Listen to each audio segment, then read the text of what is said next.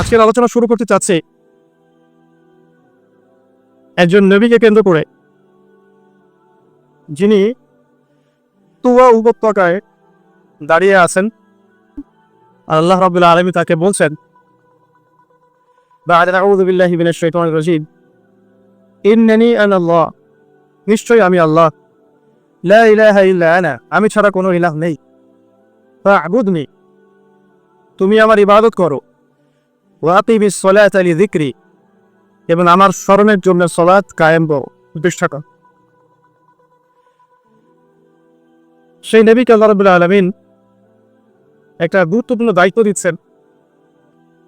তার আগে আল্লাহ পাক বলছে, তোমার হাতে কি? ওয়া মা তিলকা বিয়ামিনিকা ইয়া মূসা, তিনি বলছেন আমার হাতে হচ্ছে লাঠি। এই লাঠি দিয়ে আমি আমার ব্যক্তিগত কিছু কাজ বা প্রয়োজন সারি। আল্লাহ পাক বলছেন, আলকিহা ইয়া মূসা, মূসা এই লাঠিতে নিক্ষেপ করো।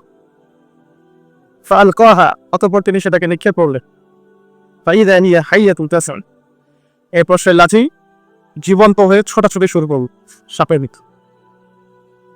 একটা বর্ণনা আছে যে এই দৃশ্যটা দেখার পর মূসা আলাইহিস সালাম পৃষ্ঠ প্রদর্শন করছিলেন, কারণ দৃশ্যটা কিন্তু স্বাভাবিক না। তিনি দেখছেন গাছের উপরে আগুন জ্বলছে, অদৃশ্য থেকে গায়েবী আওয়াজ আসছে, এবং সে আওয়াজ তাকে বলছে যে আমি আল্লাহ, তুমি আমার ইবাদত করো, আমার স্মরণের জন্য সালাত প্রতিষ্ঠা করো। তোমার হাতেরটা কি? লাঠি, ছুঁড়ে মারো। লাঠি সাপ হয়ে গেল। নবী মূসা আলাইহিস সালাম এই বিষয়টার সাথে তো আগে থেকে সম্পর্কিত না, পরিচিত না। এবার আল্লাহ পাক বলছেন, তোমার হাত তোমার গগনের ভিতরে প্রবেশ করা, এরপরে বের করো, দেখবে হাত থেকে যদি নয় আলো নির্গত হচ্ছে। এই দুই উপত্যকায় দাঁড়িয়ে এই নবী মূসা আলাইহিস সালাম আল্লাহ রাব্বুল আলামিনের কাছে একটা দোয়া করছেন। কি দোয়া? তিনি বলছেন, রব্বি ইশরাহ লি সাদরি, হে আমার রব, আমার সাদর, আমার বুকটাকে প্রশস্ত করে দিন। এর অর্থ এটাও হতে পারে যে আমার সাহসকে বৃদ্ধি করুন। ওয়া ইয়াসসির লি আমরি, এবং আমার কাজকে খুব সহজ করে দিন। আল্লাহ পাক যার জন্য কঠিন করে দিবে তার জন্য কাজ কখনো সহজ নয়। আল্লাহ যার জন্য কাজ সহজ করে দিবে তার জন্য কাজ সহজ। আমরা বলি রব্বি ইয়াসসির ওয়া লা তুআসসির ওয়া তাম্মিম আলাইনা বিল খায়র, ওয়া ইয়াসসির লি আমরি ওয়াহলুল উকদাতাম মিন লিসানি, হে আল্লাহ আমার জিহ্বার মধ্যে যে জড়তা আছে, এই মুখের জড়তাকে দূর করে দিন। ইয়াফকাহু কাওলি, যাতে করে মানুষ আমার কথা বুঝতে পারে। ওয়াজআল লি ওয়াজিরাম মিন আহলি, আমার পরিবারের মধ্যে একজন ওয়াজির আমাকে দান করুন। হারুন আখি, আমার ভাই হারুনকে দিন। হারুন আখিশতুত বিহি আমরি, হারুন আখিশতুত বিহি আমরি ওয়া আশরিকহু ফি আমরি।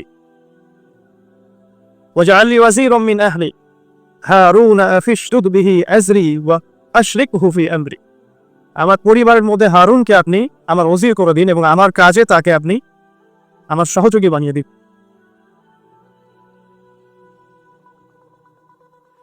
কাই নুসাব্বিহাকা কাসীরা, যাতে করে আমরা বেশি বেশি আপনার জিকির করতে পারি। কাই নুসাব্বিহাকা কাসীরা ওয়া নাযকুরাকা কাসীরা, আপনাকে বেশি বেশি স্মরণ করতে পারি এবং আমাদের কাজ সহজ হয়ে যায়। কাই নুসাব্বিহাকা কাসীরা ওয়া নাযকুরাকা কাসীরা ইন্নাকা কুনতা বিনা বাসীরা, আপনি সবসময় আমাদেরকে দেখবেন, আমরা আপনার দর্শনের মধ্যেই থাকবো। তো নবী মূসা আলাইহিস সালাম এই যে দোয়াগুলো করলেন, এখান থেকে আমি আপনাকে আলোচনা শুরু করতে যাচ্ছি আজকে। নবী মূসা আলাইহিস সালাম আল্লাহর সামনে দাঁড়িয়ে দোয়াগুলো করছে। আল্লাহ আমার হৃদয়টাকে প্রশস্ত করুন, আমার জিহ্বার জড়তা দূর করে দিন, আমার কাজগুলোকে সহজ করে দিন, এবং আমার ভাই হারুনকেও আমার সাথে দিন, যাতে করে আমরা বেশি বেশি আপনার স্মরণ করতে পারি। প্রশ্ন হচ্ছে, কি কারণে নবী মূসা আলাইহিস সালাম এই দোয়াটা করছে? উত্তর, আল্লাহ পাক তাকে একটা বড় দায়িত্ব দিয়েছে, বিশাল দায়িত্ব। বলতে পারা যায় যে একটা চলমান বিশ্বের সবচেয়ে বড় স্বৈরাচারী শাসক, জালেম, কাফের, মুশরিক, সবচেয়ে বড় আল্লাহদ্রোহী, অহংকারী, মুতাকাব্বির, তার কাছে মূসা আলাইহিস সালামকে আল্লাহ পাক পাঠাচ্ছেন ইসলামের দাওয়াত দেওয়ার। এটা বিশাল, হিউজ টাস্ক, বড় বিষয়, তাই না? কি অনেক বড় বিষয়। এবং সেই আল্লাহদ্রোহী, কাফের, জালেম, তার নাম আমরা সবাই জানি, তার নাম কি? ফিরআউন। আল্লাহ পাক বলেছে, ইযহাব ইলা ফিরআউন ইন্নাহু তাগা, তুমি ফিরআউনের কাছে যাও, ফিরআউন সীমা লঙ্ঘন করেছে। কোন একটা জায়গায় আছে, ফিরআউন বলেছিল যে আনা রাব্বুকুমুল আ'লা, সূরা নাবা সূরা নাজিয়াতের মধ্যে আছে আনা রাব্বুকুমুল আ'লা। সে বলেছিল আমি তোমাদের মহান রব। নাউযুবিল্লাহ। সে আরো বলেছিল মা আলিমতু লাকুম মিন ইলাহিন গায়রিক, আমি ছাড়া তোমাদের কোনো ইলাহ আছে আমি তো এটা জানি না। নাউযুবিল্লাহ। মা উরিকুম ইল্লা মা আরা, আমি তো সেটাই তোমাদেরকে দেখাই যে আমি দেখি, মানে আমি যা ভালো মনে করি আমি তো তাই তোমাদেরকে দেখাই। ওয়া মা উরিকুম ইল্লা সাবিলা রাশাদ, এবং আমি তোমাদেরকে শুধু সৎ পথ দেখাই। এটা ফিরআউনের কথা। মানে এক কথায় সে পৃথিবীর সবচেয়ে বড় আল্লাহদ্রোহী এবং সবচেয়ে বড় পরাশক্তির অধিকারী। তার চেয়ে শক্তিশালী সেনাবাহিনী ওই সময় কারো ছিল। আমি কি বুঝাতে পারছি? আমি চেষ্টা করছি খুব সহজ করে বলার জন্য। তো এই বিশাল দায়িত্ব পেয়ে মুসা আলাইহিস সালাম এই দোয়াটা করছে, আল্লাহ এত বড় দায়িত্ব, তুমি আমার হৃদয়টাকে প্রশস্ত করো, আমার জীবন জড়তাকে দূর করে দাও, আমার কাজগুলো সহজ করে দাও। এবং ওরা মনে করে, ফিরআউনের যে কমিউনিটি, তারা মনে করে যে আমি একজন ব্যক্তিকে হত্যা করেছি। মনে আছে এক থাপ্পড়ে একজন ব্যক্তি নিহত হয়েছেন। নবী মুসা আলাইহিস সালাম দেখলেন একদিন যে তার কওমের একজন এবং ফিরআউনের সেনাবাহিনীর একজন পরস্পর লড়াই করছে রাস্তায়। মুসা আলাইহিস সালাম তার কওমের ব্যক্তিকে সাহায্য করার জন্য এগিয়ে গেলেন। একটা ঘুষি মুসা আলাইহিস সালাম তাকে দিয়েছিলেন। ফাকাদা আলাইহি, একটা ঘুষিতেই আল্লাহর হুকুমে ওই ব্যক্তি ডেড। এতে ফিরআউনের বাহিনী মনে করে যে মুসা আলাইহিস সালাম একটা অন্যায় করেছে। মুসা আলাইহিস সালাম তো ইন্টেনশনালি কাজটা করেন নাই। এই ঘটনার ফলশ্রুতিতে মুসা আলাইহিস সালামকে সেখান থেকে মাদিয়ানে চলে আসতে হয়েছে। মিশরে আর থাকা হয় নাই। মাদিয়ানে এসে শুআয়ব আলাইহিস সালামের মেয়েকে বিয়ে করার পর তিনি সেখানে প্রায় 10 বছর অবস্থান করেছেন। এখন 10 বছর পর আল্লাহ রাব্বুল আলামিন তাকে বলছেন তুমি ফিরআউনের কাছে যাও, তুমি নবী, এবং তাকে ইসলামের দাওয়াত। ইযহাবা ইলা ফিরআউনা ইন্নাহু তাগা, তুমি এবং হারুন দুইজন ফিরআউনের কাছে যাও এবং জেনে রাখো যে সে সীমা লঙ্ঘন করেছে, কিন্তু ফাকুলা লাহু কাওলান লাইয়িনা, ফিরআউনের সাথেও একটু নরম স্বরে কথা বল, কারণ দাওয়াত দিতে হলে মানুষের সাথে নরম স্বরে কথা বলতে হয়। এখানে খেয়াল করে দেখেন, ফিরআউনের সংশোধনের জন্য আল্লাহ রাব্বুল আলামিন নবী মুসা আলাইহিস সালাম এবং হারুন আলাইহিস সালামকে পাঠাচ্ছেন এই মর্মে ওহী করে যে তোমরা ফিরআউনের কাছে যাও, তাকে ইসলামের দাওয়াত দিও, কিন্তু তার সাথে নরম সুরে কথা বল। ফাকুলা লাহু কাওলান লাইয়িনা, তার সাথে নরম ভাবে কথা বল। লাআল্লাহু ইয়াতাযাক্কারু আও ইয়াখশা, হয়তোবা সে উপদেশ গ্রহণ করবে এবং আমাকে ভয় করবে। আমি বলছি ফিরআউন পৃথিবীর সবচাইতে উদ্ধত, অহংকারী এবং কাফের মানুষ। তার ব্যাপারে দাওয়াত দেওয়ার সময় এই নসিহত। তাহলে আমরা যারা মুসলিমদের মধ্যে দাওয়াতি কাজ করি বা একে অন্যের ভুল সংশোধনের চেষ্টা করি, তাদের ভাষা কেমন হওয়া উচিত, পদ্ধতি কেমন হওয়া উচিত? আর কোনো দলিলের প্রয়োজন আছে? মানে ভুল সংশোধনের নবমী একটা পদ্ধতি থাকে, এটা বাদ দিয়ে আমরা এখন ভুল সংশোধনের অনলাইনে পদ্ধতি গ্রহণ করেছি, যেখানে একজন ব্যক্তিকে নিয়ে এসে কাপড় চোপড় খুলে ওয়াশিং মেশিনে ঢুকিয়ে দেওয়া এবং পিছনে লেগে থাকে কিছু আহলুল কমেন্ট আছে না, আহলুল কোরআন, আহলুল হাদিস, এরকম আছে আহলুল কমেন্ট। সারাদিন এসরিমে বসে কমেন্ট, এটাই তার যুদ্ধ, এটাই তার জিহাদ ইসলামে। কি এটা খুব সহজ যে আপনি ভরপেট খাবেন, রিল্যাক্সে বাসায় থাকবেন, এসি রুমে বসবেন, মোবাইলটা হাতে নেবেন, অনলাইনে ঢুকবেন, লাইক করবেন, শেয়ার দিবেন, কমেন্ট করবেন। এটা খুব সহজ। বাট উম্মার জন্য কনস্ট্রাকটিভ কাজ করা এত সহজ, একটা বই লেখা এত সহজ নয়, একটা লেকচার কোয়ালিটিপূর্ণ দেওয়া এত সহজ নয়, হাজার মানুষের সামনে দাঁড়িয়ে ইসলামের কথা বলা এত সহযোগী এবং যুগ উপযোগীভাবে ইসলামকে রিপ্রেজেন্ট করা যাতে করে ওই যুগের মানুষ সেটাকে গ্রহণ করে, কাজগুলো এতটাও সহজ নয়। ভুল ধরা সহজ, সমালোচনা করা সহজ, অনলাইনে কমেন্ট করা সহজ। তো বুদ্ধিবৃত্তিক এই পরিবর্তন যতদিন পর্যন্ত আমাদের এই যুব সমাজে আসবে না, সুদূর প্রসারী উম্মার খেদমত, এটা আমার মনে হয় আকাশ কুসুম কল্পনা। ফিরআউনকে দাওয়াত দেওয়ার জন্য মুসা আলাইহিস সালাম এবং হারুন আলাইহিস সালামকে পাঠানো হচ্ছে, বলা হচ্ছে এই মর্মে ইযহাবা ইলা ফিরআউন, তোমরা দুজন ফিরআউনের কাছে যাও। ফাকুলা লাহু কাওলান লাইয়িনা, তার সাথে নরম সুরে কথা বলো। লাআল্লাহু ইয়াতাযাক্কারু আও ইয়াখশা, হয়তোবা সে উপদেশ গ্রহণ করতেও পারে অথবা আল্লাহকে ভয় করতেও পারে। আল্লাহ পাক কিন্তু ভালো করে জানেন সে করবে না, আল্লাহ তো ভবিষ্যৎ জানেন, তারপরে আল্লাহ পাক এই হুকুম করছে। সেম হুকুম নবী সাল্লাল্লাহু আলাইহি ওয়াসাল্লামের ক্ষেত্রেও, ফাযাক্কির ইন্নামা আনতা মুযাক্কির, আপনি উপদেশ দিন, আপনি উপদেশ দাতা মাত্র। লাস্তা আলাইহিম বিমুসাইতির, আপনি মানুষের উপর দারোগা নন, একজন লাঠির ভয় দিয়ে কর্কশ ভাষায় কথা বলে ডমিনেট করে তাকে হক মানতে বাধ্য করতে হবে, এটা ইসলাম শিখায় না। লাস্তা আলাইহিম বিমুসাইতির, ফাযাক্কির ইন নাফাআতিয যিকরা, আল্লাহ বলেন উপদেশ দাও তুমি, উপদেশ যদি কাজে আসে, সায়াযাক্কারু মা ইয়াখশা, যারা আল্লাহকে ভয় করে তারা শীঘ্রই উপদেশ গ্রহণ করে। ওয়ায়াতাজান্নাবুহাল আশকা, এবং যারা পাপী সীমা লঙ্ঘন করে তারা করবে। সিম্পল। প্রত্যেক নবীর ব্যাপারে এই দাওয়াতটা এসে। যাই হোক, আমাদের আগে দাওয়াতি কাজের ক্ষেত্রে সমালোচনার সুস্থ সংস্কৃতি শেখা উচিত। এতে করে ইনশাআল্লাহ তাআলা উম্মার কল্যাণ হবে। অন্যথায় উম্মার কল্যাণ করতে গিয়ে আমরা অকল্যাণ করে ফেলতে পারি অদূরদর্শিতাবশত, যেটা আমরা বুঝতে পারছি না। আল্লাহ পাক আমাদেরকে বোধ শক্তি এবং দূরদর্শিতা দান করুন। আমিন। আসুন, এবার ফেরাউন কি করলো? ফেরাউন কাউন্টার প্রশ্ন করা শুরু করলো। আমি তো জানি আমি ছাড়া কোনো ইলাহ নাই, আমি তো জানি আনা রব্বুকুম বলে আলা। এটা কোন রবের কথা বলছে? মুসা আলাইহিস সালাম বলছেন, আমি সেই রবের কথা বলছি যে রব আসমান সৃষ্টি করেছেন, জমিন সৃষ্টি করেছেন, যার কাছে তোমাকেও ফিরে যেতে হবে, যিনি ছাড়া কোনো ইলাহ নাই, যিনি কোনো কিছু ভুলে যান না। এখানেই আছে সেই আয়াত, মিনহা খালাকনাকুম ওয়া ফিহা নুঈদুকুম ওয়া মিনহা নুখরিজুকুম তারাতান উখরা, সূরা তাহার মধ্যে আছে, করে দেখবেন। তো এক কথায় ফিরআউন দাওয়াতের প্রথম দিকে মোটেই মুসা আলাইহিস সালামকে পাত্তা দিল না। তখন মুসা আলাইহিস সালাম বলছেন, আমি কি তোমাকে বড় কোনো নিদর্শন দেখাবো না? ফিরআউন বলছে, দেখাও দেখি কোন নিদর্শন আছে তোমার। মুসা আলাইহিস সালাম লাঠি ছুঁড়ে মারলেন, সাপ হয়ে গেল। এই দৃশ্য দেখে ফিরআউন ভয় আঁতকে উঠেছিল। কিন্তু তার চারপাশে যে জাদুকররা ছিল, তার সভা পর্ষদ হারুন, কামান, হারুন, এই হামান, করুন, এই যে যারা, হ্যাঁ, করুন, হামান, কারুন, হামান, যেটাকে আমরা বলি আর কি। কারুনের ধনভাণ্ডার, হামান ছিল সে কি রাজমিস্ত্রি, ইঞ্জিনিয়ার। তো তারা পরামর্শ দিচ্ছে যে মুসা আলাইহিস সালামের এই বিষয়গুলো জাদু ছাড়ার কিছুই নয়, আপনি বরং একটা কাজ করেন, দেশের সমস্ত জাদুকরদেরকে এক জায়গায় একত্রিত করেন, করে মুসার সাথে একটা মোনাজারা হবে, জাদুর মোনাজারা, দেখি কার জাদু বেশি শক্তিশালী। সেই মতো কাজ করা হলো। একটা বিশাল ময়দানে একত্রিত হলেন তারা। প্রথমে জাদুকরের লাঠি ছুঁড়ে মারতো, জাদুকরদের লাঠি সাপ হয়ে গেল, চোখের ভেলকি। এটা আল্লাহ পাক বলেছেন এটা সিহরুল আযীম, তারা একটা বিশাল জাদু করছে। আর জাদুবিদ্যা সত্য, সুলাইমান আলাইহিস সালামের সময়ও জাদুবিদ্যা ব্যাপক চর্চা রয়েছে, ঠিক আছে? তো জাদু থেকে বাঁচার জন্য কি করবেন সেটা বলে দেই। প্রত্যেক ফরজ নামাজের পর যে জিকির আজগারগুলো আছে এগুলো ছাড়বেন না।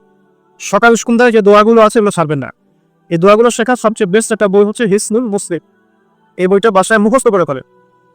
আর জাদু সত্য, একবার আক্রান্ত হয়ে গেলে কিন্তু সমস্যা।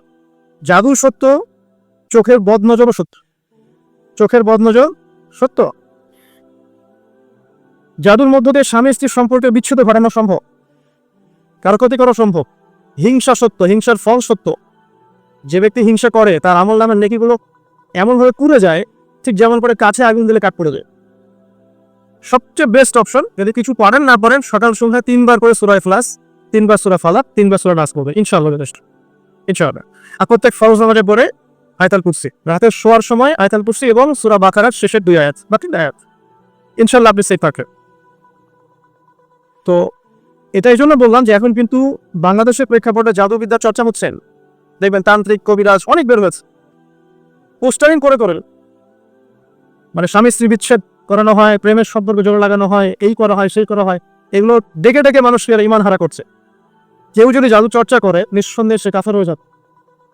ইসলামের বিধান কিন্তু মৃত্যুদণ্ড। ইসলামিক খেলাফা যদি থাকতো, ইসলামিক যে শাসন যেটাকে বলা হয়, এখানে কিন্তু এই জাদুবিদ্যার চর্চার শাস্তি মৃত্যুদণ্ড।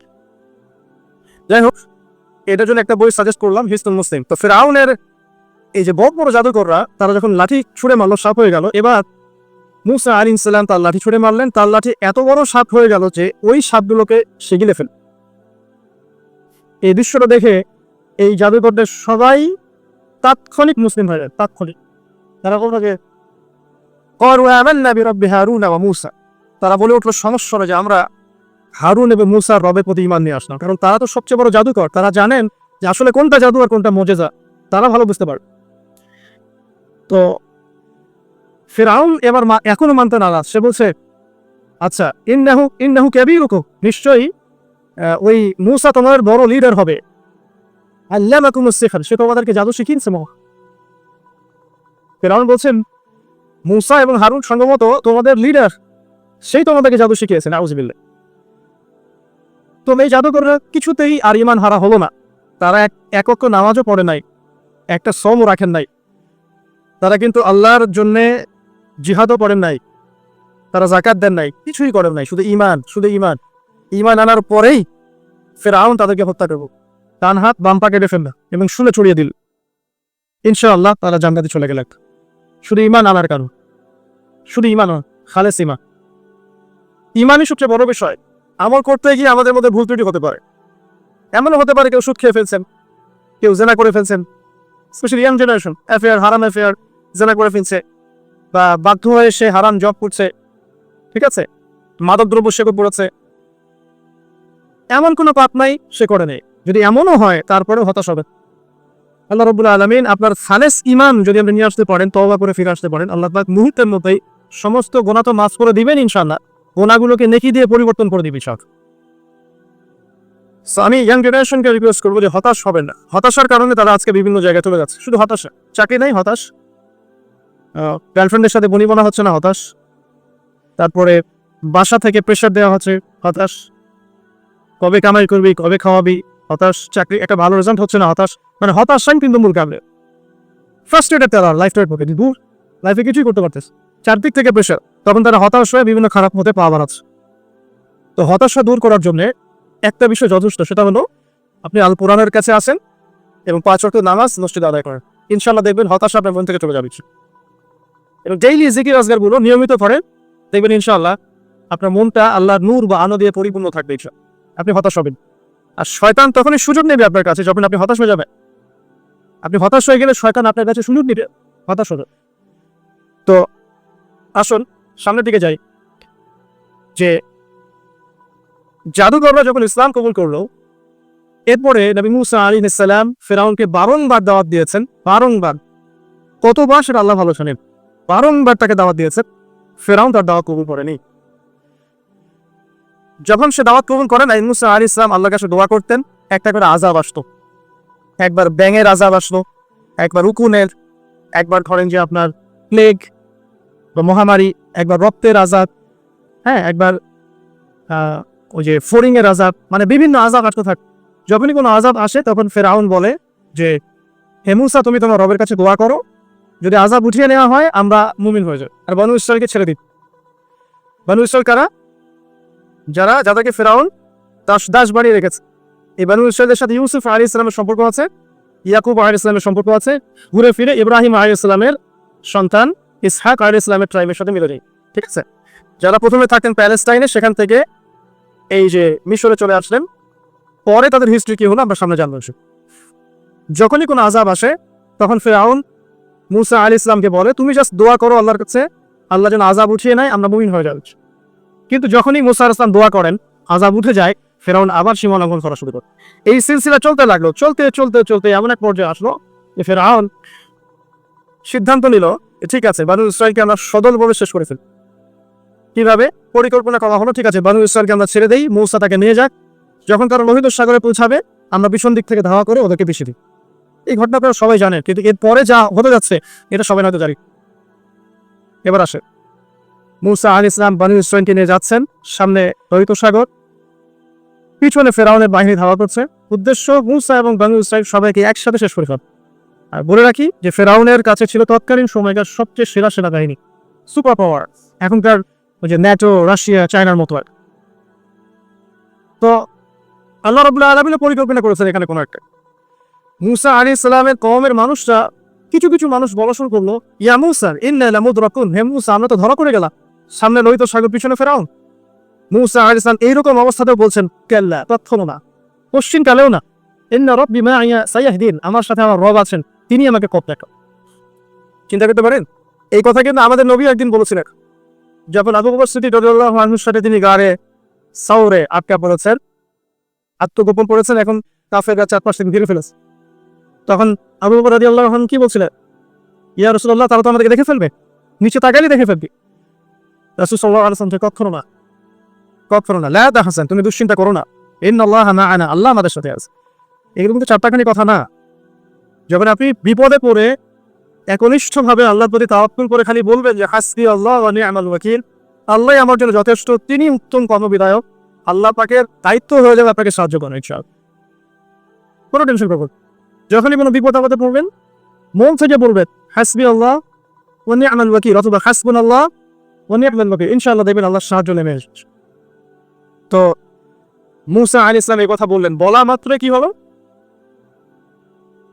বলা মাত্রই আল্লাহ রাব্বুল আলামিন ওহী করলেন যে লাঠি তুমি ছুঁড়ে মারো এখন। মুসা আলাইহিস সালাম সেই লাঠি ছুঁড়ে মারলেন লোহিত সাগরে। একটা দুটো নয়, 12টা রাস্তা হয়ে গেল এখন। এগুলো কোনো রূপকথা নয়, কিন্তু এটা বাস্তব, এটা হয়েছে পৃথিবী। একজন আলেম একটা কথা বলেছিলেন একদিন, যে আগে মানুষ যত বেশি আল্লাহর কাছাকাছি থাকতো, আল্লাহ পাকের নুসরা মানে সাহায্য তত কাছে থাকতো। যখন মানুষ আল্লাহ থেকে দূরে সরা শুরু করেছে, আল্লাহ পাকের নুসরা আস্তে আস্তে আস্তে আস্তে শুরু হচ্ছে। এমনও হয়েছে এক সময় যে আসমান থেকে আল্লাহ পাক খাবার নাজিল করেছে, এখন আপনি কল্পনা করতে পারছেন না। এমন হয়েছে এক সময় নেককার বান্দা হাত তুলে দোয়া করেছে, বৃষ্টি বর্ষণ শুরু হয়েছে। এখন সবাই মিলে আমরা ইস্তেসকার নামাজ পড়ছি, বৃষ্টি কমছে না। আমাদের মন থেকে আল্লাহ পাক যত দূরে চলে গিয়েছেন, আল্লাহ পাকের নুসরা সাহায্য, যে গায়েবী মাদাত, এটাও দূরে শুরু হচ্ছে। খেয়াল করে দেখবেন। তো 12টা রাস্তা হওয়ার পরে বনু ইসরাইল পার হয়ে গেল। এবার মুসা আলাইহিস সালামকে ধাওয়া করার জন্য ফেরাউন তার পুরো সেনাবাহিনী নিয়ে লোহিত সাগরে ছাড়তে। এই ঘটনা আপনারা সবাই জানেন। এরপর আল্লাহ রাব্বুল আলামিন এক মুহূর্তের মুখ, 1 সেকেন্ডেরও কম সময়ের মধ্যে এই ফেরাউন এবং তার দলবলকে এই পানিতে ডুবিয়ে দিলেন। 1 সেকেন্ডের কম সময়, মুহূর্তের মুখ। যে ফেরাউন ছিল বিশ্বের পরাশক্তি, যার কাছে বিশ্বের সবচেয়ে বড় সেনাবাহিনী ছিল, যে সুদীর্ঘকাল বনু ইসরায়েলের উপর জুলুম করেছে এবং সে দাবিও করেছে আমি হচ্ছি মহান রব, তাকে আল্লাহ পাক সদল বলে ডুবিয়ে দিলেন। ডোবার সময় এই ফেরাউন একটা কথা বলছে, সে বলছে যে আমানতু বিরব্বি হারুন ওয়া মূসা। ডোবার সময় ফেরাউন বলছে যে আমি হারুন এবং মূসার রবের প্রতি ঈমান আনলাম। আল্লাহ পাক এখন বলছেন আলান, এখন ঈমান আনছো? লাকাদ আসাইতা মিন ক্বাবল, এর পূর্বে তুমি সীমা লঙ্ঘন করেছিলে এবং তুমি ফাসাদ সৃষ্টিকারীদের অন্তর্ভুক্ত ছিলে। এখন আমি কি করবো জানো? আলা আল ইয়াউমা নুনাজ্জিকা বিবাদানিক, আজকে আমি তোমার এই বডি, তোমার বাদান, এই বাদানটাকে প্রিজার্ভ করব, সংরক্ষণ করব। তোমার শরীরটাকে, দেহটাকে আমি সংরক্ষণ করে রাখবো। কি জন্য? লিতাকুন আল ঈমান খালফাকা আয়া, তোমার পরবর্তীতে যারা আসবে ওদের জন্য তুমি যেন নিদর্শন হবে। ওয়া ইন্না কাসীরাম মিনান নাস আন আয়াতিনা লাগাফিলুন, এবং মানুষের মধ্যে বেশিরভাগ মানুষই আমার নিদর্শনগুলো সম্পর্কে গাফেল।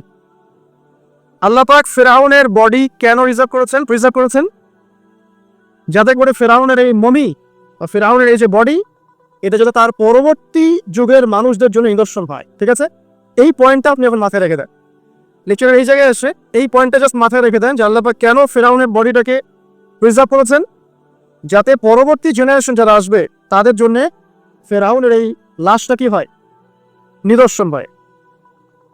এবার আসেন সামনে যাই, এই পয়েন্টটা মাথায় রেখে দেন। একটু পরে আমি আপনাদেরকে এই পয়েন্টটা লক্ষ্য করছি। মুসা আলাইহিস সালাম পার হয়ে গেলেন। পার হয়ে যাওয়ার পরে বনু ইসরাইল কিন্তু আগের মতো থাকেও না। মাত্র 40 দিনের ব্যবধানে, অনলি উইদিন 40 ডেজ, তারা আবার বাছুর পূজা শুরু করেছে। মুসা আলাইহিস সালাম তাওরাত আনতে গিয়েছেন, তাওরাত এনে দেখেন যে কম বাছুর পূজা শুরু হয়েছে, ফাসাদ সৃষ্টি করে দিয়েছে। সামেরি নামে একজন ব্যক্তি সর্বপ্রথম এই কাজটা শুরু করেছেন। এই ঘটনা তোহার মধ্যে আছে। শুধু তাই নয়, তারা অন্য যে ফাসাদগুলো ছিল সেগুলো শুরু করতো। পাশাপাশি তারা হারুন আলাইহিস সালামকে চার্জ করেছিলেন, মানে হারুন আলাইহিস সালামকে বাধ্য করেছে যেন তিনি কিছু বলতে না করেন। মুসা আলাইহিস সালাম ফিরে এসে তার কওমের এই অবস্থা দেখে খুব ব্যথিত হলেন। তাদেরকে আল্লাহ রাব্বুল আলামিন মান্না দিলেন, সালওয়া দিলেন। তারপরেও মুসা আলাইহিস সালামের কওমের কিছু ব্যক্তি বলল, লান নুমিনা লাকা মুসা, আমরা তোমার উপর ঈমান আনবই না হাত্তা নারাল্লাহ জাবরা, যতক্ষণ না আমরা আল্লাহকে সচক্ষে দেখছি। দেখেন কোন বনু ইসরাইল যাদেরকে আল্লাহ পাক ফিরআউনের কবল থেকে বাঁচিয়ে নিয়ে আসলেন, আসার 40 দিনের মধ্যেই শিরক করা শুরু করবে।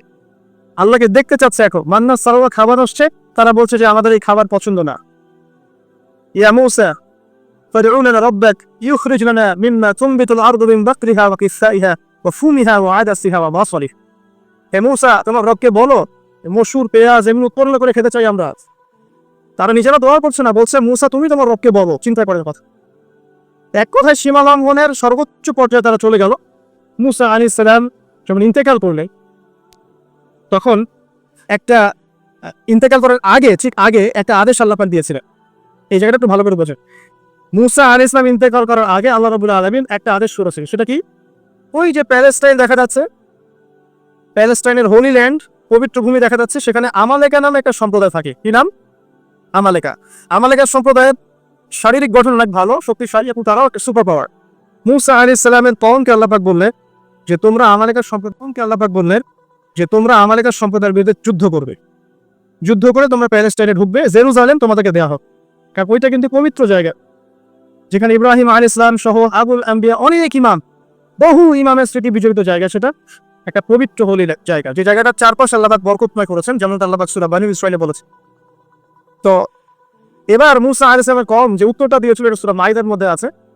মুসা আলাইহিস সালামের কওম বলছে, ইয়া মুসা, হে মুসা, ইযহাবা আনতা ওয়া রাব্বুকা ফাকাতিল, তুমি আর তোমার রব গিয়ে যুদ্ধ করো।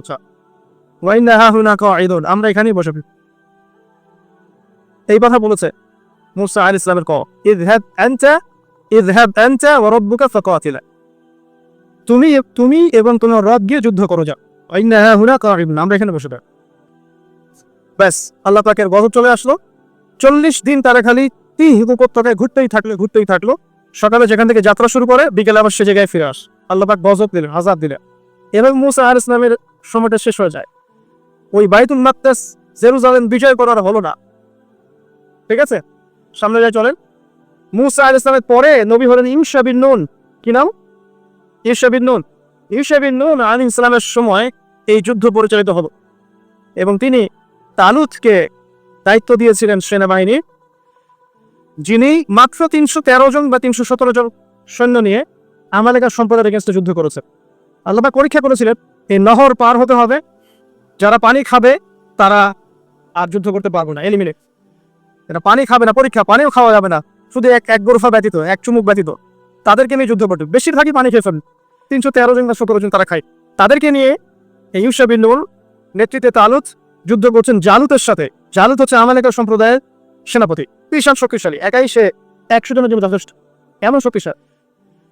এখন এই ইউশা বিন নুন আলাইহিস সালামের সেনাবাহিনীর মধ্যে দাউদ আলাইহিস সালাম, তালুতের সেনাবাহিনীর মধ্যে দাউদ আলাইহিস সালাম ছিলেন। তখন তিনি ছোট, বেশি বড় না, হয়তো 20 বছর বয়স হবে, বা তার চেয়ে কম। তো তিনি, তার হাতে একটা ধনুক ছিল, যেটাকে অনেকে বাটুন বলেছে, গোলা বলেছে। এটা দিয়ে দূর থেকে নিক্ষেপ করা, এটাকে জালুতের চোখের মধ্যে গিয়ে লাগে, এবং জালুত ওই একটা আঘাতেই ডেব। এবং আমালেকার সম্প্রদায়ের অনেক বড় বড় যারা যোদ্ধা ছিল, এটা ভয় পেয়ে যায় যে না জানি এটা কোন সুপার পাওয়ার আসছে। এক কথায় এই মাত্র অল্প সংখ্যক সৈন্য নিয়েই তালুত এই যুদ্ধে জয়লাভ করে। এবং অনেক দিন পর, ইউসুফ আলাইহিস সালামের পর অনেক বছর পর, তারা আবারও সেই বাইতুল মাকদাসে প্রবেশ করতে পারে, মানে জেরুজালেমে। এটা বললে সহজে বুঝবেন। তারা সেখানে প্রবেশ করলো এবং সেখানে তারা বসবাস করতে লাগলো। আল্লাহ পাক তাদেরকে শর্ত দিলেন, একটা শর্ত, সেটা হচ্ছে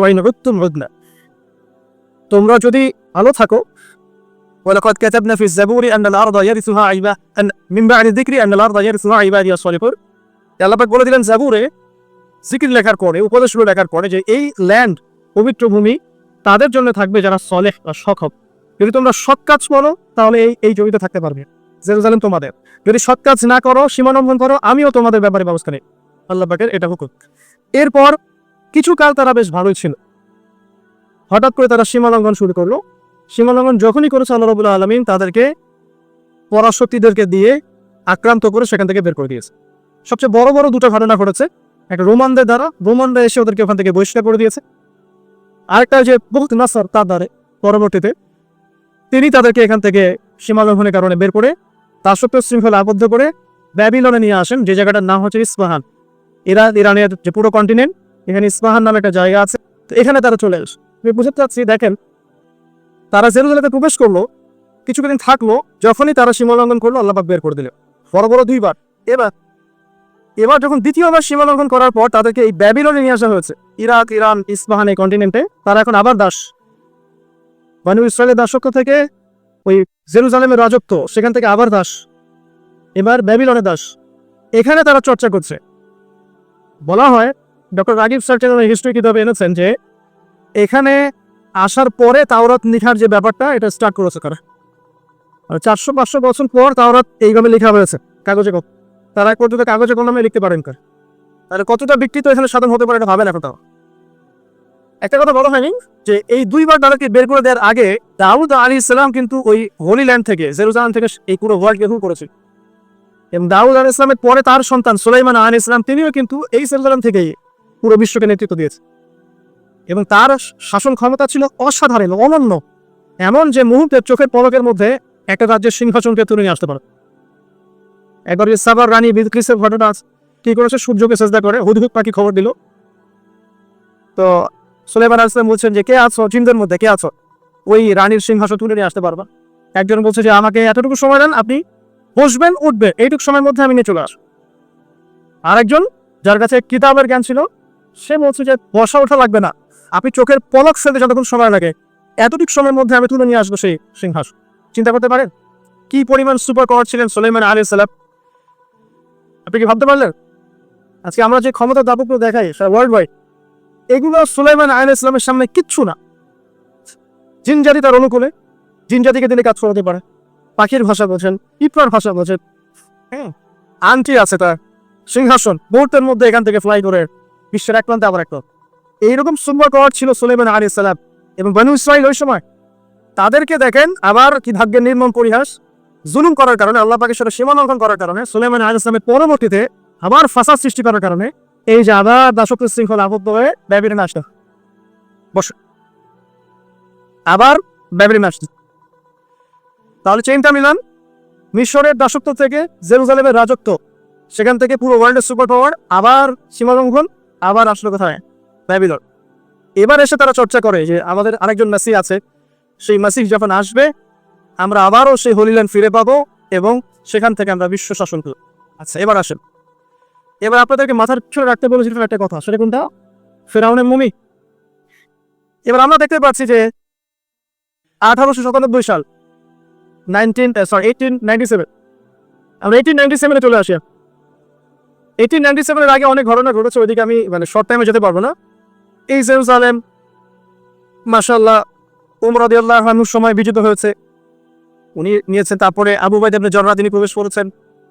পরবর্তীতে মুসলিম যে খিলাফাগুলো চলেছে এই সময়গুলোতেও জেরুজালেম হাতে এসেছে, হাত থেকে চলে গেছে, অনেক ঘটনা ঘটেছে। সালাউদ্দিন আইয়ুবী রাহিমাহুল্লাহ তিনি আবার জয় করেছেন। হ্যাঁ, তারপরে নুরুদ্দিন আমরা জঙ্গি বলে, আসলে ওটা জিনকি, ওনারা করেছেন। এবার অনেকেই করছে, পালাবদল হয়েছে, ক্রুসেড হয়েছে, ওরা একবার দখল করেছে, আবার আমরা অ্যাচিভ করেছি, অনেক ঘটনা করেছে। বাট এই জায়গাটা খেয়াল করে 1897 সালে ফেরাউনের মমিটা আবিষ্কার হয়ে গেল 1897। আল্লাহ পাক কি জন্য এটাকে রেখেছিলেন? লিতাকুল আলিমান খালফাকা আয়া, যাতে তোমার পরবর্তীতে যারা আসবে তাদের জন্য তুমি নিদর্শন হও। 1907 সালে এটা এনশিওর করা হলো যে এই মমিটা সেই ফেরাউনেরই, যার নাম রেমেসিস II মনেপ্তা, যার নাম হচ্ছে রেমেসিস II মনেপ্তা। এটা সবাই হিসাব কিতাব করে দেখলেন, গবেষণা করে দেখলেন, ওকে যারা গবেষণা করেছেন তারা মুসলিম হয়ে গেছেন মাশাআল্লাহ। এই সময় থেকেই সারা ওয়ার্ল্ডের মধ্যে আবার একটা মুভমেন্টও শুরু হয়ে গেল, ঠিক এই সময় থেকে। সবকিছু কিন্তু মিস্টেরিয়াস, ঠিক এই সময় থেকে। এবার আসেন এই মুভমেন্টটা কি করা শুরু করব। প্রথমে ইকোনমি সমৃদ্ধ করা শুরু করবো এবং প্রচন্ড অর্থনৈতিকভাবে শক্তিশালী হয়ে গেল। গোল্ডের বিজনেস করা শুরু করবো, আফ্রিকান কন্টিনেন্টে মাইনিং করা শুরু করবো, হীরার খনিগুলো মাইন করা শুরু করবো, আফ্রিকা দরিদ্র কান্ট্রিগুলো থেকে মাইনিং করা শুরু। দোয়া করি বেশি বেশি করে উম্মার জন্য, এবং উম্মাকে নিয়ে চিন্তা করি, ফিকির করি, আত্মকেন্দ্রিক চিন্তা বাদ দিয়ে গ্লোবাল চিন্তা করি, উম্মাকে নিয়ে চিন্তা করি। আমাদের চিন্তা তো সংকীর্ণ, নিজ নিজ দল, পথ, মত, এগুলোর মধ্যে চিন্তার গণ্ডি সীমাবদ্ধ হয়ে পড়েছে। চিন্তাকে একটু প্রশস্ত করে সবাইকে মুসলিম ভাবতে শিখি। সবাই মুসলিম আমার ভাই, ত্রুটি থাকতে পারে, আপনার সাথে আমার মাযহাবি ইখতিলাফ থাকতে পারে, আদর্শগত ইখতিলাফ থাকতে পারে, বাট দিন শেষে আপনি আমার ভাই মুসলিম, একটা ইউনাইটেড চিন্তা করতে পারি যে না আমরা সবাই মুসলিম। তুয়া উপত্যকায় দাঁড়িয়ে আছেন, আর আল্লাহ রাব্বুল আলামিন তাকে বলছেন আউযু বিল্লাহি মিনাশ শাইতানির রাজীম, ইন্নানি আনাল্লাহ, নিশ্চয়ই আমি আল্লাহ, লা ইলাহা ইল্লা আনা, আমি ছাড়া কোনো ইলাহ নেই, ফা'বুদনি, তুমি আমার ইবাদত করো, ওয়া আকিমিস সালাতা লিযিকরি, এবং আমার স্মরণের জন্য সালাত কায়েম করো, প্রতিষ্ঠা করো। সেই নবীকে আল্লাহ রাব্বুল আলামিন একটা গুরুত্বপূর্ণ দায়িত্ব দিচ্ছেন। তার আগে আল্লাহ পাক বলছে তোমার হাতে কি? ওয়া মা তিলকা বিয়ামিনিকা ইয়া মূসা, তিনি বলছেন আমার হাতে হচ্ছে লাঠি, এই লাঠি দিয়ে আমি আমার ব্যক্তিগত কিছু কাজ বা প্রয়োজন সারি। আল্লাহ পাক বলছেন আলকিহা ইয়া মূসা, মূসা এই লাঠিটা নিক্ষেপ করো। ফাআলকাহা, অতঃপর তিনি সেটাকে নিক্ষেপ করলেন। ফাইযা হিয়া হাইয়াতুন তাসআ, এরপর সেই লাঠি জীবন্ত হয়ে ছোটাছুটি শুরু করবে সাপের মতো। একটা বর্ণনা আছে যে এই দৃশ্যটা দেখার পর মূসা আলাইহিস সালাম পৃষ্ঠ প্রদর্শন করছিলেন কারণ দৃশ্যটা কিন্তু স্বাভাবিক না। তিনি দেখছেন গাছের উপরে আগুন জ্বলছে, অদৃশ্য থেকে গায়েবী আওয়াজ আসছে, এবং সে আওয়াজ তাকে বলছে যে আমি আল্লাহ, তুমি আমার ইবাদত কর, আমার স্মরণের জন্য সালাত প্রতিষ্ঠা কর।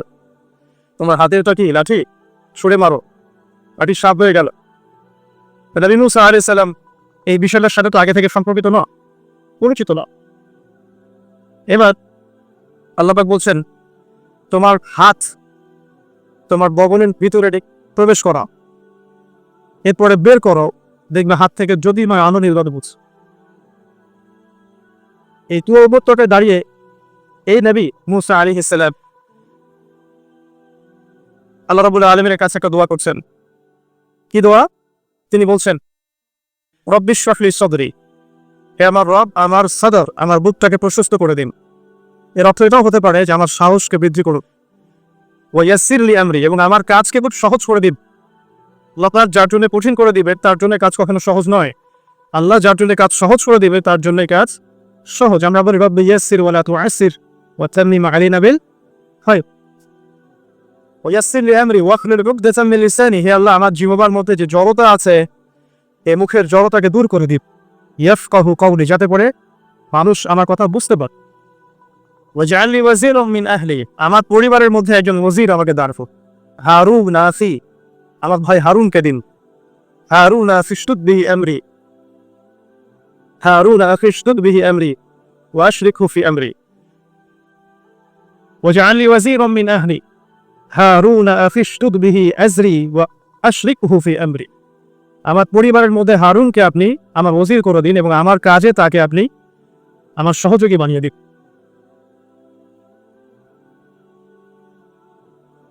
কাই নুসাব্বিহাকা কাসীরা, যাতে করে আমরা বেশি বেশি আপনার জিকির করতে পারি। কাই নুসাব্বিহাকা কাসীরা ওয়া নাযকুরাকা কাসীরা, আপনাকে বেশি বেশি স্মরণ করতে পারি এবং আমাদের কাজ সহজ হয়ে যায়। কাই নুসাব্বিহাকা কাসীরা ওয়া নাযকুরাকা কাসীরা ইন্নাকা কুনতা বিনা বাসীরা, আপনি সবসময় আমাদেরকে দেখবেন, আমরা আপনার দর্শনের মধ্যেই থাকবো।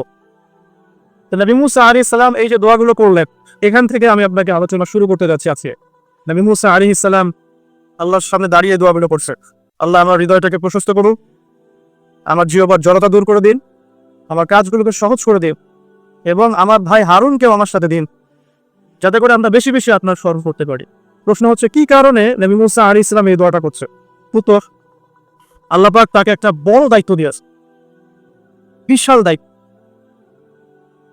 বলতে পারা যায় যে একটা চলমান বিশ্বে সবচেয়ে বড় স্বৈরাচারী শাসক, জালেম, কাফের, মুশরিক, সবচেয়ে বড় আল্লাহদ্রোহী, অহংকারী মুতাকাব্বির, তার কাছে মুসা আলাইহিস সালামকে আল্লাহ পাক পাঠাচ্ছেন ইসলামের দাওয়াত দেওয়ার।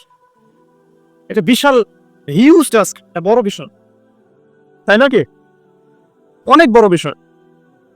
এবং সেই আল্লাহদ্রোহী কাফের জালেম, তার নাম আমরা সবাই জানি, তার নাম কি? ফিরআউন। আল্লাহ পাক বলেছেন ইযহাব ইলা ফিরআউন ইন্নাহু তাগা, তুমি ফিরআউনের কাছে যাও, ফিরআউন সীমা লঙ্ঘন করেছে। কোন একটা জায়গায় আছে ফিরআউন বলেছিল যে আনা রাব্বুকুমুল আ'লা, সূরা নাবা, সূরা নাজিয়াতের মধ্যে আছে আনা রাব্বুকুমুল আ'লা, সে বলেছিল আমি তোমাদের মহান রব। নাউযুবিল্লাহ। সে আরো বলেছিল মা আলিমতু লাকুম মিন ইলাহিন গায়রি, আমি ছাড়া তোমাদের কোনো ইলাহ আছে আমি তো এটা জানি না। নাউযুবিল্লাহ। মা উরিকুম ইল্লা মা আরা, আমি তো সেটাই তোমাদেরকে দেখাই যে আমি দেখি, মানে আমি যা ভালো মনে করি আমি তো তাই তোমাদেরকে দেখাই। ওয়া মা উরিকুম ইল্লা সাবিলা রাশাদ, এবং আমি তোমাদেরকে শুধু সৎপথ দেখাই। ফিরআউনের কথা, মানে এক কথায় সে পৃথিবীর সবচেয়ে বড় আল্লাহদ্রোহী এবং সবচেয়ে বড় পরাশক্তির অধিকারী। তার চেয়ে শক্তিশালী সেনাবাহিনী ওই সময় কারো ছিল। আমি কি বুঝাতে পারছি? আমি চেষ্টা করছি খুব সহজ করে বলার জন্য। তো এই বিশাল দায়িত্ব পেয়ে মুসা আলাইহিস সালাম এই দোয়াটা করছে, আল্লাহ এত বড় দায়িত্ব, তুমি আমার হৃদয়টাকে প্রশস্ত করো, আমার জিহ্বার জড়তাকে দূর করে দাও, আমার কাজগুলো সহজ করে দাও। এবং ওরা মনে করে, ফিরআউনের যে কমিউনিটি, তারা মনে করে যে আমি একজন ব্যক্তিকে হত্যা করেছি। মনে আছে এক থাপ্পড়ে একজন ব্যক্তি নিহত হয়েছেন। নবী মুসা আলাইহিস সালাম দেখলেন একদিন যে তার কওমের একজন এবং ফিরআউনের সেনাবাহিনীর একজন পরস্পর লড়াই করছে রাস্তায়। মুসা আলাইহিস সালাম তার কওমের ব্যক্তিকে সাহায্য করার জন্য এগিয়ে গেলেন। একটা ঘুষি মুসা আলাইহিস সালাম তাকে দিয়েছিলেন। ফাকাদা আলাইহি, একটা ঘুষিতেই আল্লাহর হুকুমে ওই ব্যক্তি ডেট। এতে ফেরাউনের বাহিনী মনে করে যে মুসা আলাইহিস সালাম একটা অন্যায় করেছে। মুসা আলাইহিস সালাম তো ইন্টেনশনালি কাজটা করেন নাই। এই ঘটনার ফলশ্রুতিতে মুসা আলাইহিস সালামকে সেখান থেকে মাদিয়ানে চলে আসতে হয়েছে, মিশরে আর থাকা হয়নি।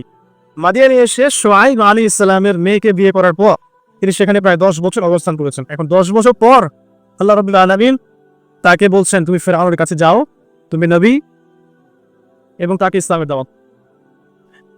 ইযহাবা ইলা ফিরআউনা ইন্নাহু তাগা, তুমি এবং হারুন দুইজন ফেরাউনের কাছে যাও এবং জেনে রাখো যে সে সীমা লঙ্ঘন করেছে, কিন্তু ফাকুলা লাহু কাওলান লাইয়িনা, ফেরাউনের সাথেও একটু নরম স্বরে কথা বল, কারণ দাওয়াত দিতে হলে মানুষের সাথে নরম স্বরে কথা বলতে হয়। এখানে খেয়াল করে দেখেন, ফেরাউনের সংশোধনের জন্য আল্লাহ রাব্বুল আলামিন নবী মূসা আলাইহিস সালাম এবং হারুন আলাইহিস সালামকে পাঠাচ্ছেন এই মর্মে ওহী করে যে তোমরা ফেরাউনের কাছে যাও, তাকে ইসলামের দাওয়াত দিও, কিন্তু তার সাথে নরম সুরে কথা বল। ফাকুলা লাহু কাওলান লাইয়িনা, তার সাথে নরম ভাবে কথা বল। লাআল্লাহু ইয়াতাযাক্কারু আও ইয়াখশা, হয়তোবা সে উপদেশ গ্রহণ করবে এবং আমাকে ভয় করবে। আমি বলছি, ফেরাউন পৃথিবীর সবচাইতে উদ্ধত, অহংকারী এবং কাফের মানুষ। তার ব্যাপারে দাওয়াত দেওয়ার সময় এই নসিহত। তাহলে আমরা যারা মুসলিমদের মধ্যে দাওয়াতি কাজ করি বা একে অন্যের ভুল সংশোধনের চেষ্টা করি, তাদের ভাষা কেমন হোক, পদ্ধতি কেমন হোক, আর কোনো দলিলের প্রয়োজন আছে?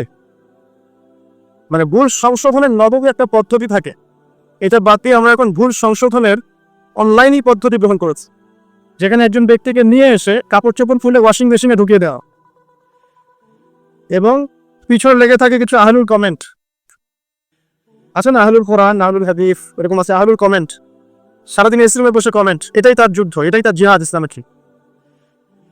এটা খুব সহজ যে আপনি ভরপেট খাবেন, রিল্যাক্সে বাসায় থাকবেন, এসি রুমে বসবেন, মোবাইলটা হাতে নেবেন, অনলাইনে ঢুকবেন, লাইক করবেন, শেয়ার দিবেন, কমেন্ট করবেন। এটা খুব সহজ। বাট উম্মার জন্য কনস্ট্রাকটিভ কাজ করা এত সহজ, একটা বই লিখে এত সহজ, একটা লেকচার কোয়ালিটিপূর্ণ দেওয়া এত সহজ নয়। হাজার মানুষের সামনে দাঁড়িয়ে ইসলামের কথা বলা এত সহজ কি, এবং যুগ উপযোগী ভাবে ইসলামকে রিপ্রেজেন্ট করা যাতে করে ওই যুগের মানুষ সেটাকে গ্রহণ করে, কাজগুলো এতটাও সহজ নয়। ভুল ধরা সহজ, সমালোচনা করা সহজ, অনলাইনে কমেন্ট করা সহজ। তো বুদ্ধিবৃত্তিক এই পরিবর্তন যতদিন পর্যন্ত আমাদের এই যুব সমাজে আসবে না, সুদূর প্রসারী উম্মার খেদমত, এটা আমার মনে হয় আকাশ কুসুম কল্পনা।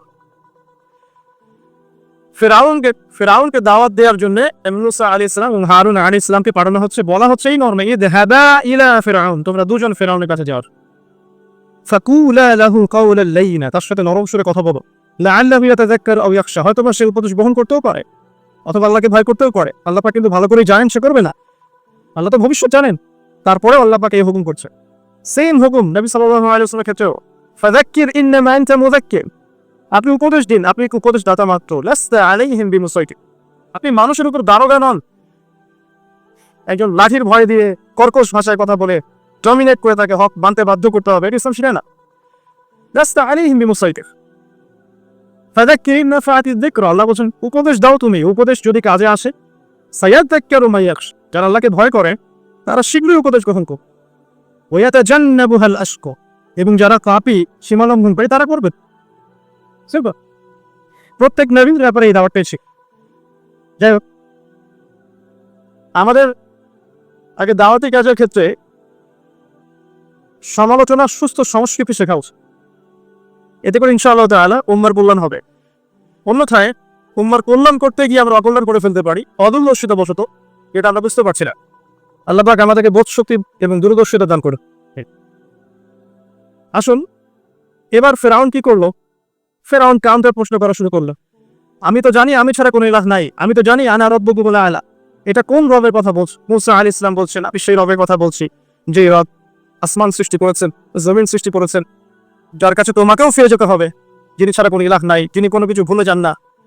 এখানে আছে সেই আয়াত, মিনহা খালাকনাকুম ওয়া ফিহা নুঈদুকুম ওয়া মিনহা নুখরিজুকুম তারাতান উখরা, সূরা তাহার মধ্যে আছে, করে দেখবেন। তো এক কথায় ফেরাউন দাওয়াতের প্রথম দিকে মোটেই মূসা আলাইহিস সালামকে পাত্তা দিল না। তখন মূসা আলাইহিস সালাম বলছেন, আমি কি তোমাকে বড় কোনো নিদর্শন দেখাবো না? ফেরাউন বলছে, দেখাও দেখি কোন নিদর্শন আছে তোমার।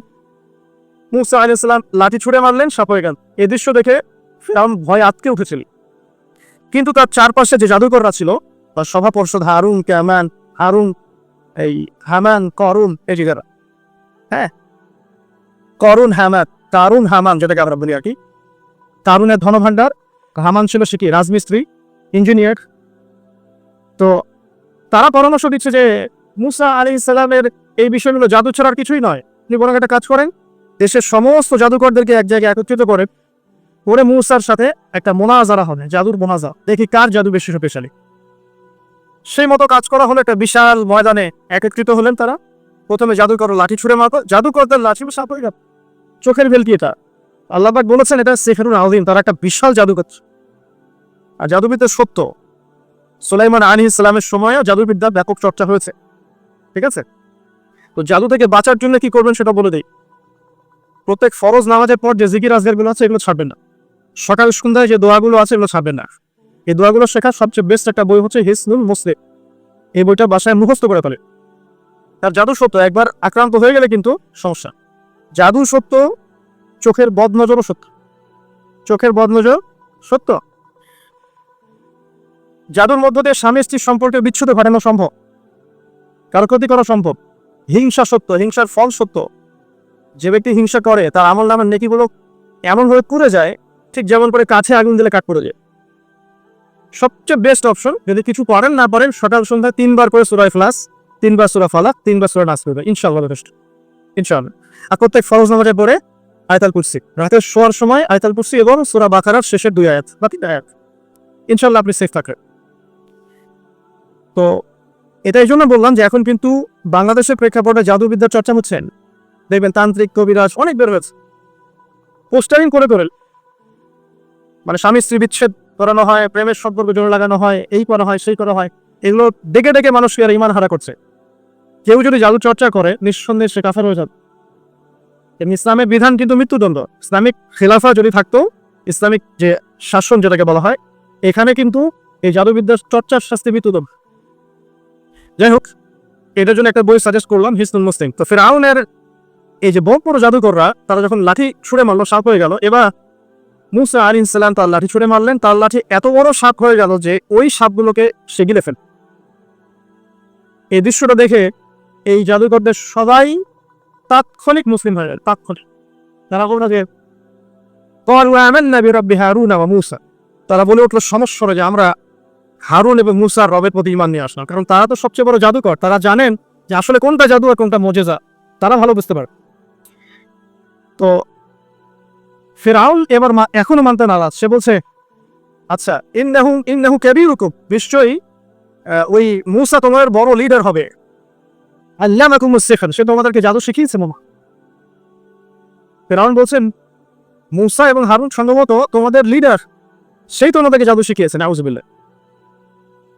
তো এই জাদুকররা কিছুতেই আর ঈমান হারা হলো না।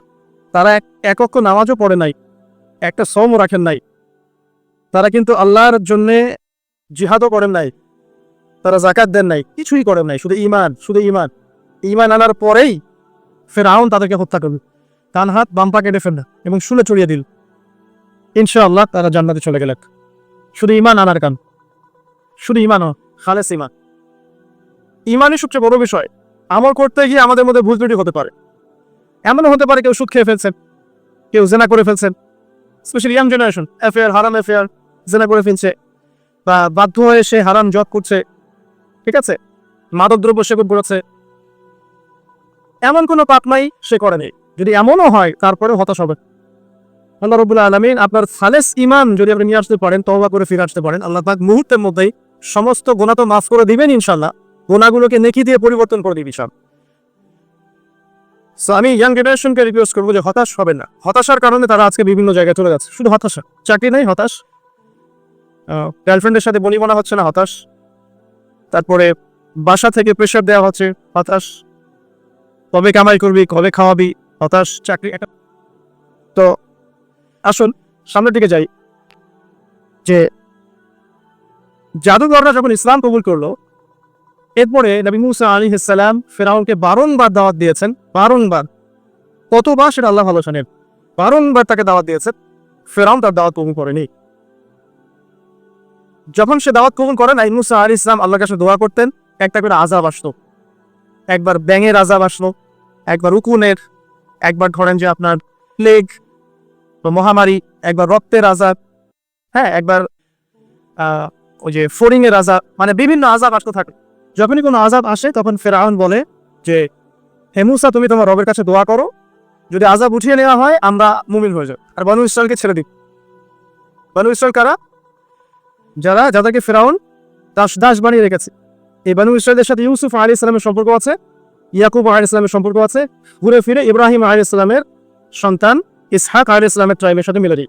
ঠিক আছে, যারা প্রথমে থাকতেন প্যালেস্টাইনে, সেখান থেকে এই যে মিশরে চলে আসলেন, পরে তাদের হিস্ট্রি কি হলো আমরা সামনে জানবো। যখনই কোনো আযাব আসে তখন ফেরাউন মূসা আলাইহিস সালামকে বলে তুমি জাস্ট দোয়া করো আল্লাহর কাছে, আল্লাহ যেন আযাব উঠিয়ে নেয়, আমরা মুমিন হয়ে যাচ্ছি। কিন্তু যখনই মূসা আলাইহিস সালাম দোয়া করেন, আযাব উঠে যায়, ফেরাউন আবার সীমা লঙ্ঘন করা শুরু করে। এই সিলসিলা চলতে লাগলো, চলতে চলতে চলতে এমন এক পর্যায়ে আসলো যে ফেরাউন সিদ্ধান্ত নিল ঠিক আছে, বনু ইসরায়েলকে আমরা সদলভাবে শেষ করে ফেলি। কিভাবে?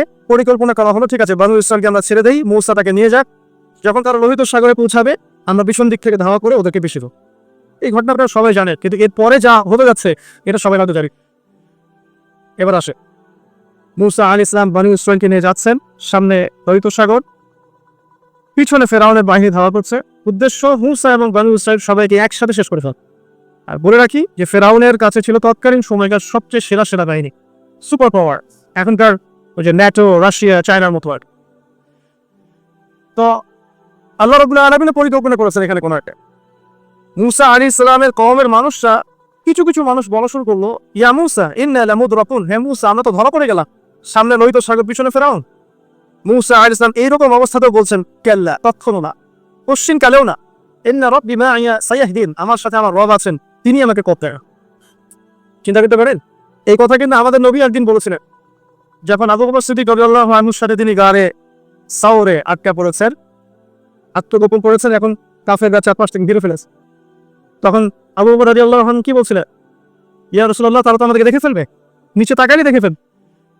রাসূল সাল্লাল্লাহু আলাইহি ওয়াসাল্লাম কখনো না, কখনো না, লা তাহজান, তুমি দুশ্চিন্তা করো না, ইন্নাল্লাহা মা'ানা, আল্লাহ আমাদের সাথে আছে। এগুলো কিন্তু চারটাখানি কথা না। যখন আপনি বিপদে পড়ে একনিষ্ঠভাবে আল্লাহর প্রতি তাওয়াক্কুল করে খালি বলবেন যে হাসবি আল্লাহ ওয়া নি'মাল ওয়াকিল, আল্লাহই আমার জন্য যথেষ্ট, তিনি উত্তম কর্মবিধায়ক, আল্লাহ পাকের দায়িত্ব হয়ে যাবে আপনাকে সাহায্য করা ইনশাআল্লাহ। কোনো টেনশন করবেন। যখনই কোনো বিপদে পড়বেন মন থেকে বলবেন হাসবি আল্লাহ ওয়া নি'মাল ওয়াকিল অথবা হাসবুনাল্লাহ ওয়া নি'মাল ওয়াকিল, ইনশাআল্লাহ দেখবেন আল্লাহর সাহায্য নেমে আসবে।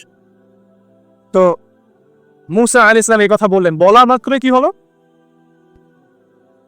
বলা মাত্রই আল্লাহ রাব্বুল আলামিন ওহী করলেন যে লাঠি তুমি ছুঁড়ে মারো। এখন মূসা আলাইহিস সালাম সেই লাঠি ছুঁড়ে মারলেন লোহিত সাগরে।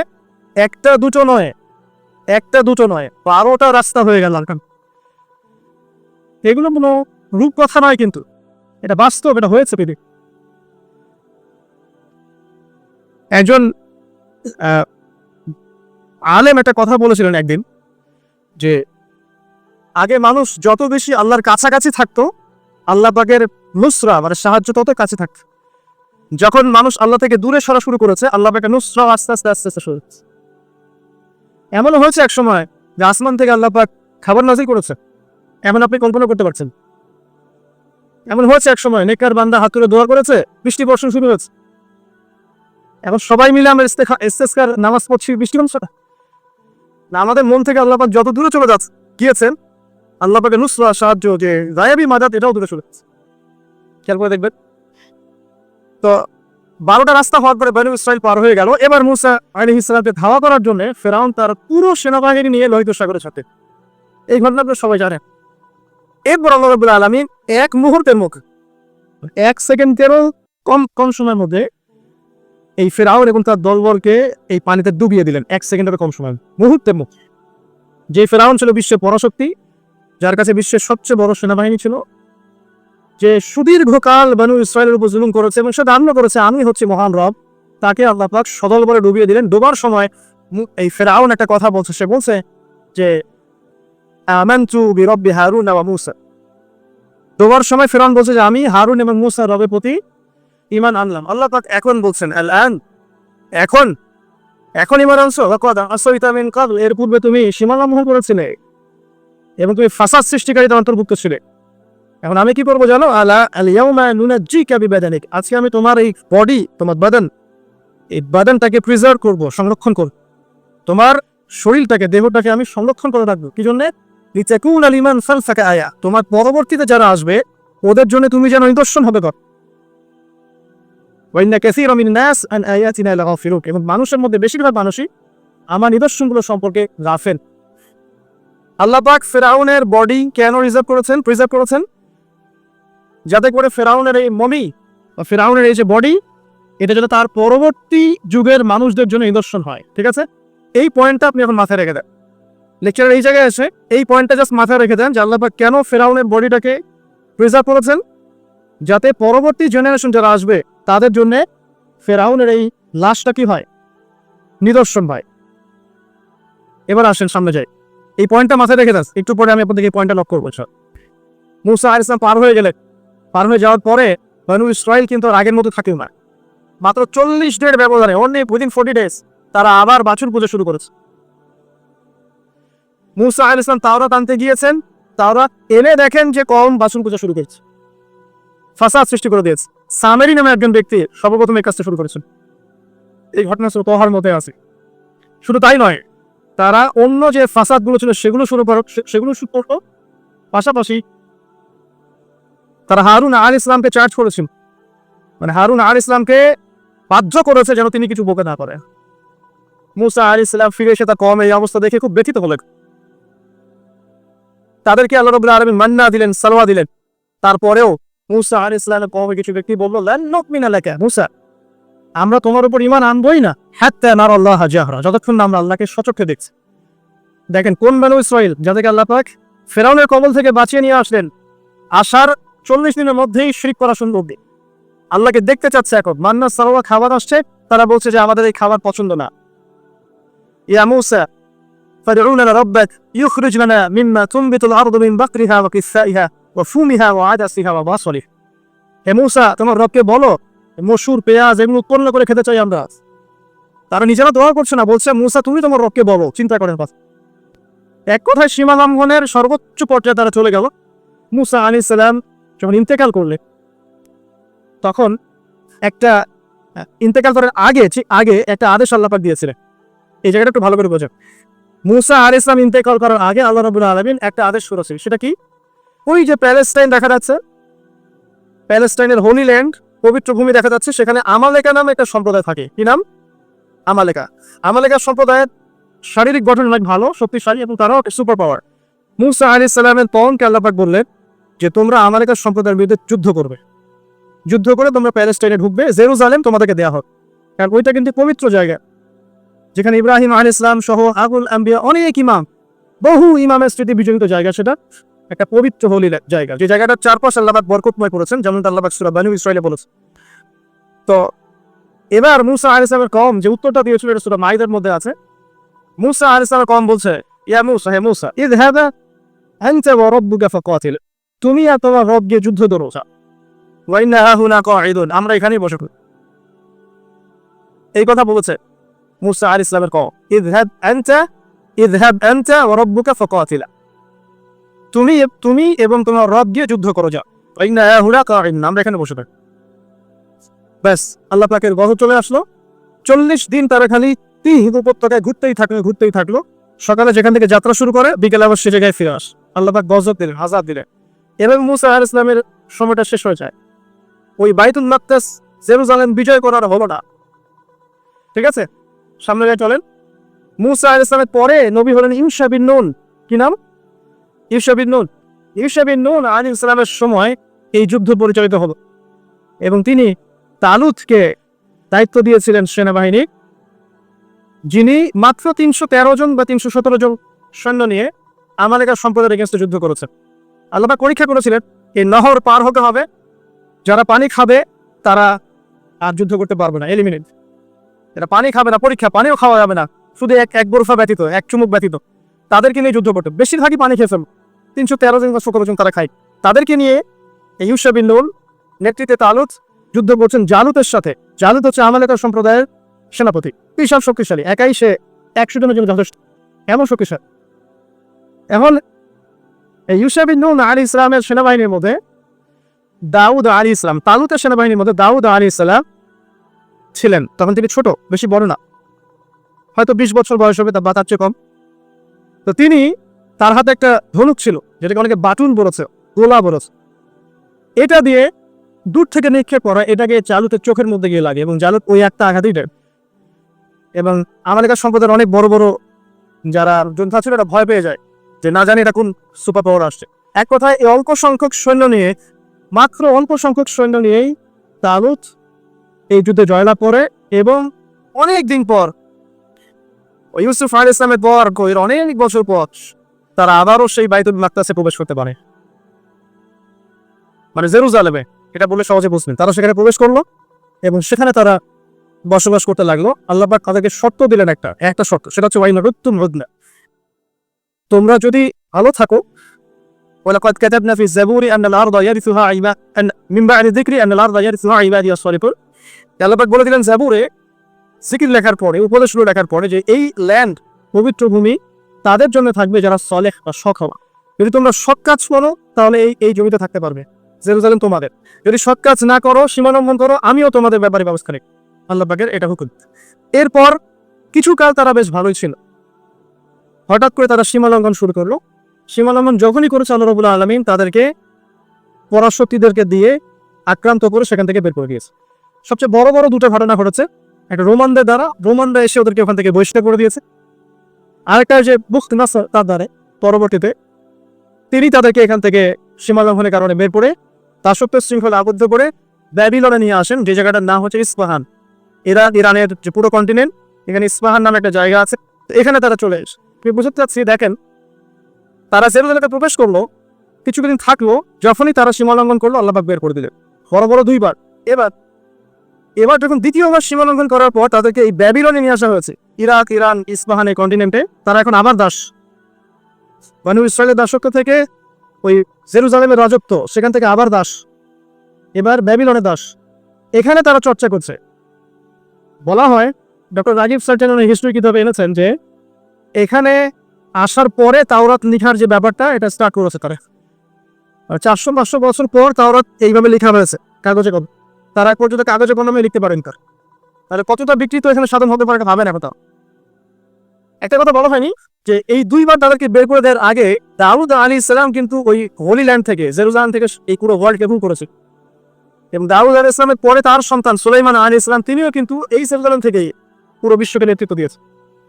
এবং তার শাসন ক্ষমতা ছিল অসাধারণ, অনন্য, এমন যে মুহূর্তে চোখের পলকের মধ্যে একটা রাজ্যের সিংহাসনকে তুলে নিয়ে আসতে পারে। একবার সাবার রানী বিলকিসের ঘটনা আছে।